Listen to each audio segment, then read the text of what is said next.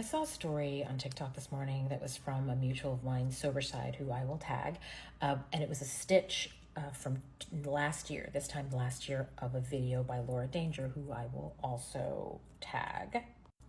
And it was about how in the 90s, the amount of men surveyed that agreed that domestic labor should be evenly divided, that number peaked and it's been falling ever since. So there are fewer men now that believe in equality when it comes to domestic labor than there were like 25 years ago. And it reminded me of something.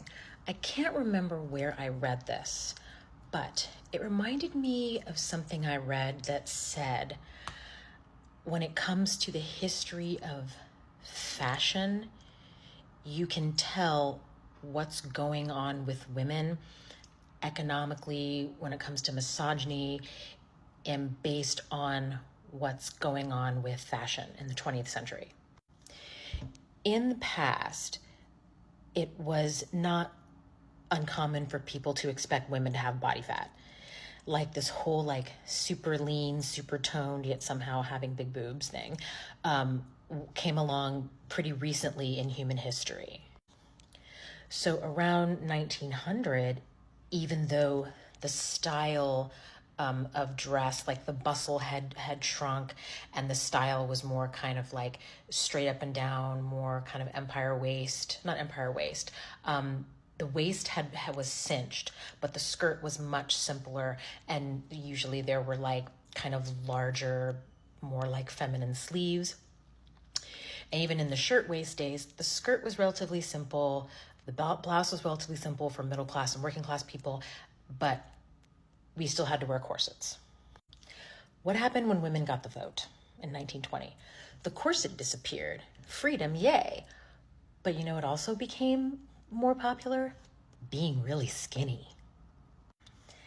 Then in the post-World War II era, in the 50s, the A-line skirt was back in. Skirts were long, cinched at the waist. The idea of what was a beautiful, sexy woman was more like adult-like, more fuller figured. But then what happened to our rights in the 50s? We were expected to kind of retreat to the domestic sphere and let the men coming back from the war have our jobs, even though, quite as it's kept, a lot of women wanted to keep working post-war. They had to force us out of those jobs to get us out of the workplace. In the 70s, feminist movement, Roe happened in 1973. Then what happened? The skinny thing came back.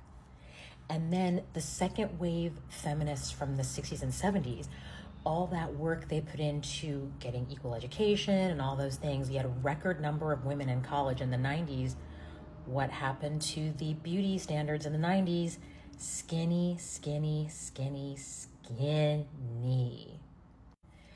But in the time since those numbers of men who agree in equality in the domestic sphere have gone down, some of the beauty standards have been a little more forgiving. At least we've paid lip service to the idea of having body diversity represented in media. But now you have more women filing for divorce, more women graduating college. Particularly when you look at African Americans, you have Black women outpacing Black men in education, and Black women running more households, more women generally being head of household. And what was going on fashion-wise last year? The return of the skinny jean with the low-rise. People were talking about how low-rise jeans are coming back, and everybody was like, fuck no, we do not want those back. I don't know if I can definitively say this is true, but it seems like the freer we get, the more restrictions they put on our bodies. The more economically free we get, and politically free. So the more power we get politically and economically, they start to put restrictions on our bodies. The beauty standard tightens. They expect us to be thinner and younger. And now they're taking away our reproductive rights when we're like more powerful, making more money, getting more education than ever. That's when they snatch away our reproductive rights. It seems like when we reach a certain point, like a critical mass of power, they have to take something away. Like, oh no, don't be confused, boss lady. Just because you're the boss outside doesn't mean you don't have to do all this housework and cook and take care of, everything at home. Because yeah, I believe in gender equality, but not in my house. Also, there's record amounts of violence against women now. This misogynistic, basically hate crimes against women. Women getting attacked with bricks, women getting slashed on the subway, punched coming out of the subway in the middle of the day. There seems to be a lot more misogyny-fueled, like, rage crime now that's coinciding with the loss of our reproductive rights and the increase in our economic power and our resistance to marriage, our leaving marriages when we're not happy or they're not equitable. And so I feel like just they're cracking down on us in whatever way they can, trying to get rid of no-fault divorce. That's what they always do. Every time we get too powerful, and this happened with Black people too. When Black people got too powerful, they would just go in and destroy their town or destroy that neighborhood that Black people had spent a generation building and just completely economically devastate and scatter a community. And that's what I think we need to guard against. Because if we finally do end up doing what a lot of women are talking about, like the building matriarchal spaces, like co-living with other women, if we ever get to a point where there's a big, prominent, successful idea of that, just wait for the men's to try rolling in there with pew-pews and try to destroy the whole thing. Because that's exactly what they used to do to Black people, and they're going to do it to women too. Mark my words. They weren't afraid to invade the Capitol.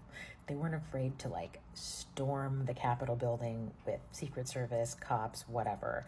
I don't think they'll be afraid to attack like a commune of women and mothers if they feel like that's a movement that gets powerful enough. If there's enough women doing that, if there's enough of those nationwide, they will be vulnerable to attack. Because anytime we get too free, anytime the Negroes get too free, anytime the women vote get too free, they do something to put us back in our place. So I was just, when I watched Soberside's story stitch of that video from last year, that's what made me think about that. Like the length of the skirt, the style of the skirt, the expectations to be thinner always coincide with a big jump in our political achievement or economic power. They always have to tighten the reins on us again. So yeah, just some stuff to think about.